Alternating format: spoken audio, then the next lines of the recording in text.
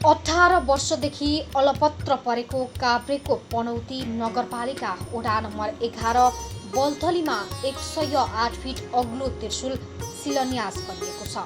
साउनको पहिलो सोमबार अर्थात् यही साउन 4 गते तत्कालीन मन्त्री परिषदका अध्यक्ष खिलाराज रेग्मीबाट उक्त त्रिशूलको शिलान्यास गरिएको हो। लड्केश्वर यात्रा संस्मरण भाग 2 एक झलक।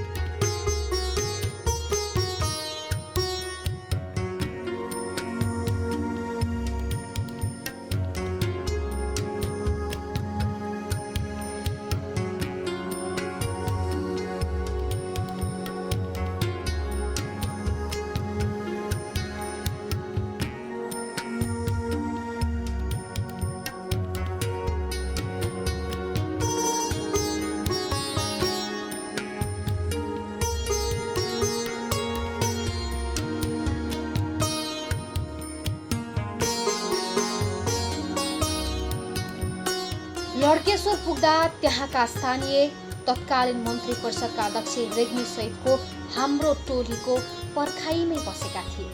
जब हाम्रो टिम त्यस क्षेत्र पुग्यो, त्यहाँका स्थानीयले हर्षोल्लासका साथ फूलमालाले स्वागत सत्कार गरे।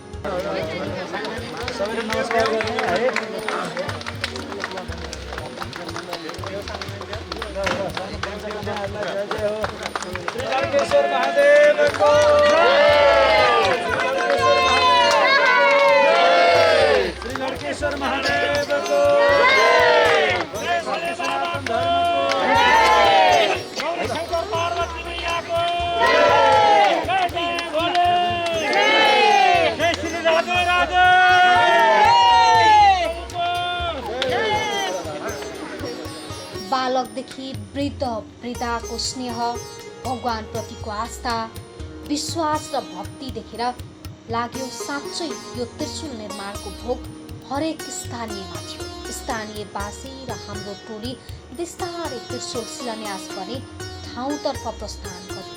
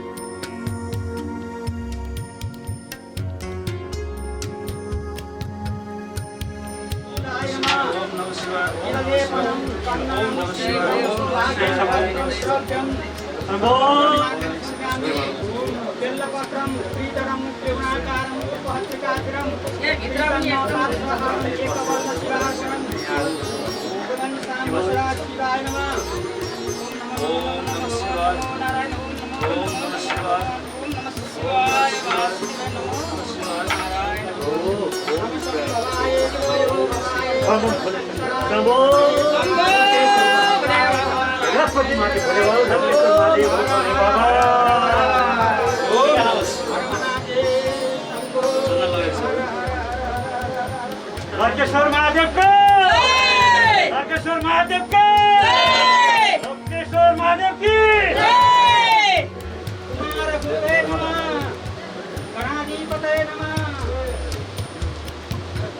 हस हस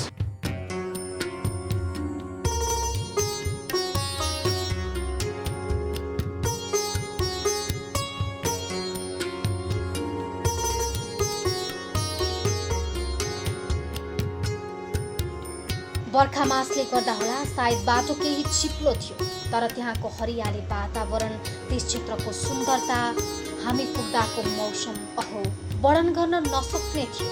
लागिरहेको थियो कि हामी स्वर्गको कुनै एउटा टुक्रामा छौँ। हुन त हाम्रो देश नै स्वर्गको एक टुक्रा हो। यहाँको प्राकृतिक स्वरूपले सायद फिदा नहुने कुनै अर्को मुलुक नै छैन होला।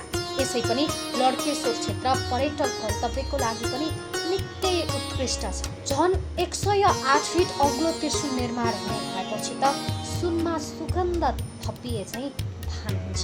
साउन 4 गते अर्थात् साउने सोमबारका दिन लड्केश्वर महादेव मन्दिर परिसरमा गरिएको शिलान्यास कार्यक्रममा स्थानीयवासी, बुद्धिजीवी तथा विभिन्न क्षेत्रका व्यक्तित्वहरूको सहभागिता रहेको थियो।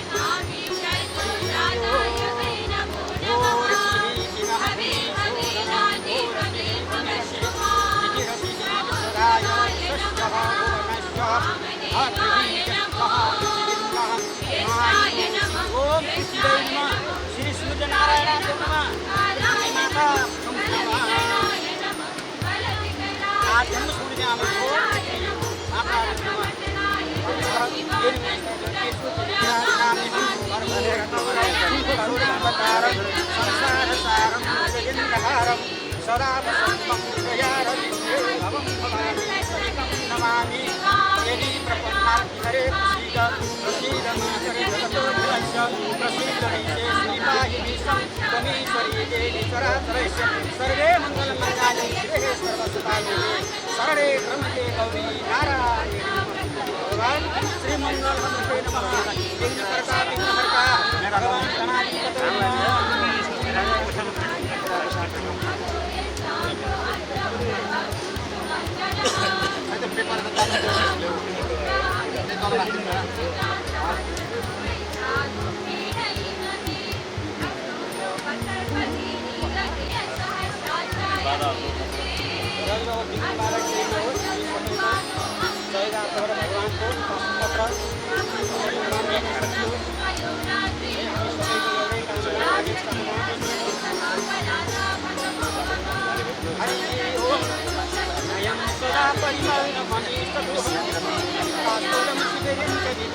पुण्यार्तियं प्रणपालभवतां महापुरुषते अयमतप्रदाकारं तां वन्दे विष्णुशशाङ्कवन्दनयनं वन्दे प्रियं वन्दे भक्तजनाश्रयस्तवरदां वन्दे शिवं सुन्दरं गुरुर्ब्रह्मा गुरुर्विष्णुः गुरुर्देवो महेश्वर गुरुर्साक्षात् ब्रह्म तस्मै श्रीगुरवे नमः देव माता सविता पुण्येव देव बन्धो सदा पुण्येव देव विद्या त्रिगुणं पुण्येव देव सर्वं मम देव सङ्गीतक्रं किरीटकुण्डलं वस्त्रं फलपूरयं महारवसन्तं हृदयारविन्दे नमामि सहितं नमामि प्रपन्नर्हरे प्रसीदं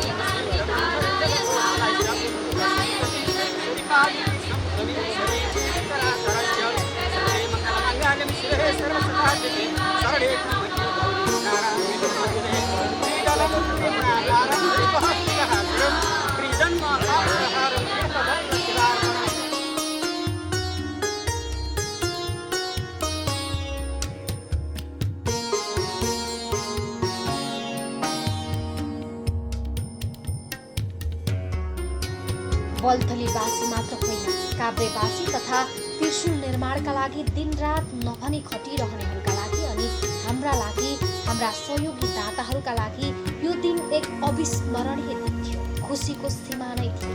वर्षौंदेखिको त्रिशुल निर्माण अभियानले पूर्णता पाउने दिन भएकाले पनि त्यहाँको माहौलमा हामीले आफ्नो वर्षौंका सपना पूरा भएको खुसीको झल्को पाएका थियौँ। आजभन्दा 18 वर्ष अगाडिदेखि जब म यो अध्यात्मको क्षेत्रमा म त्यतिखेर लागेकै पनि थिइनँ, प्रयास गर्दै गर्दा यो त्रिशुल बनाउने भनेर यो बल्थलीमा एकजना बाबाले आएर चाहिँ त्यो घोषणा गर्नुभएको रहेछ। अब त्यो घोषणा भइकन अगाडि बढ्दै जाँदा विभिन्न कारण हुन्छन्, विभिन्न कुराहरू हुन्छन्। हामीले कथाहरू सुन्ने गर्छौँ, भगवानको भक्तिमा छ हाम्रो मन, र त्यो कारणले गर्दा यो त्रिशुल रोकियो भन्ने भएपछि आज ओमकार ध्वनि पनि परिपक्वता भएर ओमकार टेलिभिजन पुगे पश्चात यहाँका स्थानीयहरू र विशेष गरी जनप्रतिनिधि, यस क्षेत्रका जनप्रतिनिधि पनि त्यहाँ पुगिसके पश्चात यो त्रिशुल यसरी अल्पत्र अवस्थामा छ भनेर उहाँले भनेपछि म त भगवान शिवको भक्तिमा हिँडेको व्यक्ति, भगवान शिवजीको एउटै मात्र अस्त्र छ, त्यो हो पाशुपतास्त्र, साक्षात् बाबाको त्रिशुल। र त्यो त्रिशुल यसरी अल्पत्रमा छ भनेर भनेपछि पछिल्लो समयमा विभिन्न कहिले के अनेक कुरा हुँदाखेरि सायद त्यो त्रिशुल अल्पत्र परेको होला कि भन्ने आस्था लाग्यो मलाई। र दौडेर यहाँ आइपुगेँ। आउँदाखेरि यहाँको अवस्था देख्दा मैले सहज रूपमा त्यतिखेर भनेको थिएँ 108 जना व्यक्ति, मैले यहाँको अध्यक्षज्यूलाई भनेको थिएँ 108 जना व्यक्ति मिल्नुहोस्, एकजनाले 1 फिटको जिम्मेवारी लिनुहोस्, किन यस्तो अल्पत्रको कुरा हुन्छ, यो तुरुन्तै बन्न सकिहाल्छ भनेर उहाँलाई तत्काल भनेको थिएँ। भनेकै जस्तो कहाँ हुन्छ र, तर गर्दै जाँदा आज हामी आजको यो अवस्थामा आइपुगेका छौँ। उक्त कार्यक्रमलाई सम्बोधन गर्दै पनौती नगरपालिकाका प्रमुख भीम न्यौपानेले पनौतीको पर्यटकीय स्थल व्यवस्थित र प्रचार प्रसार गराउन तथा त्रिशुल निर्माण समयमै सम्पन्न गर्न स्थानीय सरकार लागिपर्ने प्रतिबद्धता समेत जनाएका थिए। अबको परिस्थिति त्यस्तो छैन, किनभने त्यो खाली समय थियो जसले गर्दा काम सम्पन्न गर्न गाह्रो। आजको समयमा ओमकार परिवार छ, 3 तहको सरकार छ, हामी निर्वाचित जनप्रतिनिधि छौँ। सबैको साथ र सहयोगमा जुन कार्यक्रम यिनीहरूको अन्तिममा उद्घाटन गर्ने समय तिनीहरूले राख्नुभएको छ, त्यसले म धन्यवाद दिन्छु। नगरपालिकाको तर्फबाट पनि सानो रकम भए पनि हामीले व्यवस्थापन गरेका छौँ। नपुगको कुरा फेरि गर्दै जाउँला। हरिशयनी एकादशीका दिन त्रिशुलको शिलान्यास गर्ने भनिएकोमा सोमबार शिव भगवानको पूजा आराधना गर्ने विशेष दिन भएकाले एक दिन अगावै यो कार्य गरिएको थियो।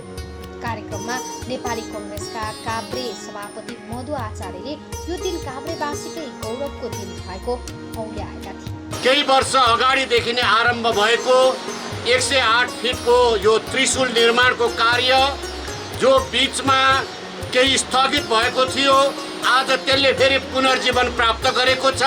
र यो पुनर्जीवन दिने क्रममा ओमकार टेलिभिजन परिवार समस्त अध्यात्म सेक्टरका नागरिकहरूको जो चाहिँ प्रयत्न रह्यो, एउटा नयाँ प्रगतिका युगतर्फ लम्किराखेको छ। त्यो भन्दै गर्दा हामीले यदि हाम्रो धर्म, संस्कृति र मौलिकतालाई बिर्स्यौँ भने फेरि हामी कहीँका रहँदैनौँ, पहिचानबाट हामी विमुख हुन्छौँ। त्यसकारण हाम्रो पहिचान, हाम्रो धर्म संस्कृतिको संरक्षण पनि हो। आज त्यसैका लागि यो एउटा पवित्र धाममा, यो लड्केश्वर धाम मात्र होइन, होइन, यो साँच्चै भन्नुहुन्छ भने लड्केश्वर समग्रको धार्मिक पवित्र धाममा जो कर्म अगाडि बढेको छ, आज सुरुवातका लागि तपाईँले जो गर्नुभएको छ सम्पन्न गर्ने काममा तपाईँको साथमा हामी पनि हातमा हात मिलाउन, काँधमा काँध मिलाउन तयार छौँ। त्यस्तै ऐतिहासिक महत्त्व बोकेको यस क्षेत्रलाई पर्यटकीय तथा धार्मिक हिसाबले स्थापित गर्नका निम्ति सडक निर्माण कार्यलाई प्राथमिकता दिएको प्रदेश सभा सांसद वसुन्धरा उमागाईको जिज्ञासा थियो। आज असाध्यै महत्त्वपूर्ण एउटा व्यक्तिबाट शिलान्यास हामीले गर्ने जुन अवसर पायौँ, हामीले पनौतीले र विशेष गरी बल्थलीवासी दाजुभाइ दिदीबहिनीहरूले एउटा राम्रो अवसर प्राप्त गर्नुभएको छ। कार्यक्रमका प्रमुख अतिथिप्रति म हार्दिक आभार प्रकट गर्न चाहन्छु र म तपाईँहरूको बिच यो ऐतिहासिक महत्त्व बोकेको स्थललाई पर्यटकीय हिसाबले, धार्मिक हिसाबले र समग्र यो भेगको विकासको निम्ति हामीले सडक निर्माणको कुरालाई पनि अगाडि बढाएका छौँ।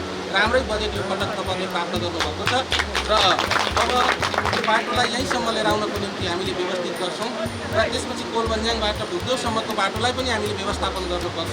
त्यसै गरी भगवानको उत्पत्ति नदीहरूको सङ्गम स्थल रहेको यो पवित्र स्थानमा आध्यात्मिक पर्यटकीय क्षेत्रको रूपमा विकास गर्न सके यहाँको गरिमा, पहिचान, धर्म, संस्कृति स्थापित गर्न सकिने तत्कालीन मन्त्री परिषदका अध्यक्ष खिलाराज रेग्मीको धारणा थियो।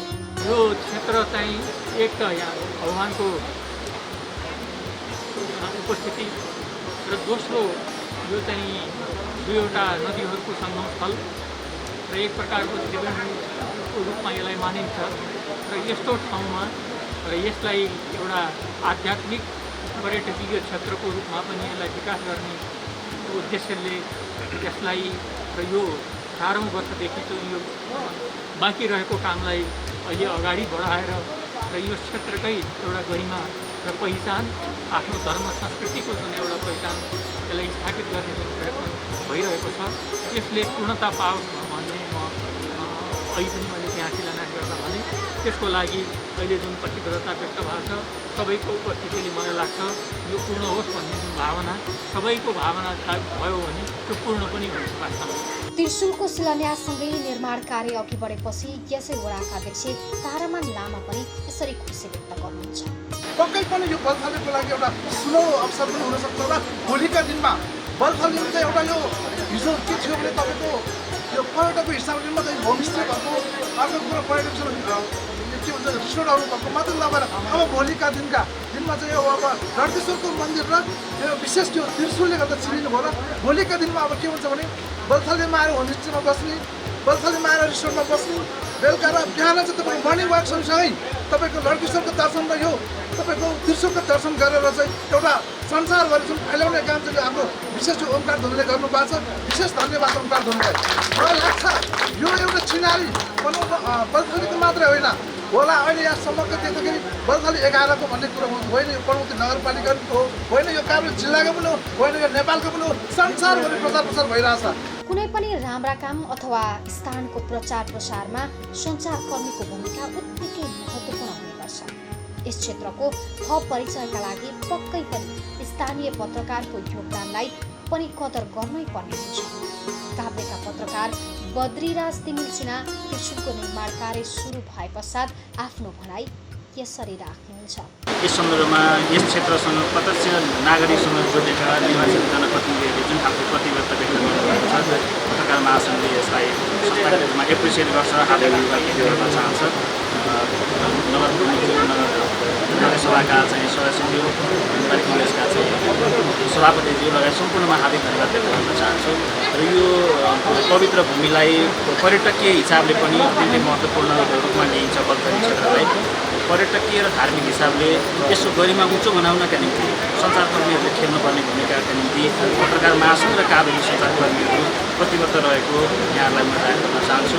त्यस सँगसँगै यो भूमिलाई आफ्नो ठाउँ, आफ्नो पवित्र स्थललाई चाहिँ थप गरिमासहित चाहिँ परिचय गराउनका निम्ति आफ्नो चिनारीलाई चाहिँ बेग्लै ढङ्गबाट प्रस्तुत गर्नका निम्ति अहोरात्र खट्नुभएका, श्रमदान गरेर भावनात्मक हिसाबले खटेर र चाहिँ यहाँ रहेको सम्पूर्ण समितिहरूलाई चाहिँ सहजीकरण गरेर निर्माणका निम्ति लाग्नुहुने तपाईँहरू सम्पूर्णमा हार्दिक निमन्त्रण व्यक्त गर्न चाहन्छु। सञ्चार माध्यमको भूमिका, स्थानीयवासीको पहल तथा विभिन्न क्षेत्रका व्यक्तित्वहरूको सहयोगका कारण त्रिशूल निर्माणले तीव्रता पाएको हो भन्दा अन्यथा नहोला।